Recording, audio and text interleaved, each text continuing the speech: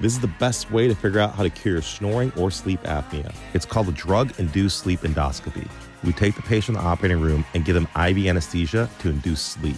It's a chance for me to see how you're snoring in real time. There's nothing more powerful than that.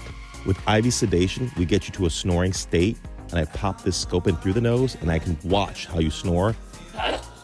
And every once in a while, we get sneezed on. It's part of the game. So in this patient, it's easy to see that the soft palate is obstructing his airway.